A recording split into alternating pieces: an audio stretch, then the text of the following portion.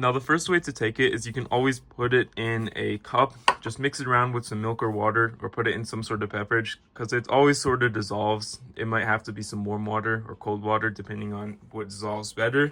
But you can always put it just in a cup and mix it around. It's really efficient and easy to take. Or you can actually put it in some yogurt like I have here.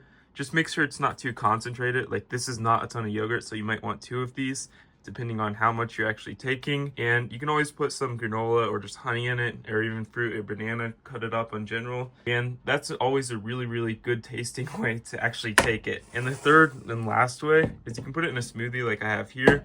Just put some water in it, put some of it, and just mix it around. And you also get all the freaking good fruit while you're taking it. And as you can see, those are just the 3 easiest ways to actually take this. So yeah, just yogurt, oatmeal, or water, or milk, or even in a smoothie. Or you can dry scoop it, kind of like I do, which is really efficient but kind of weird. And drink some water immediately after. But yeah, that's all you do.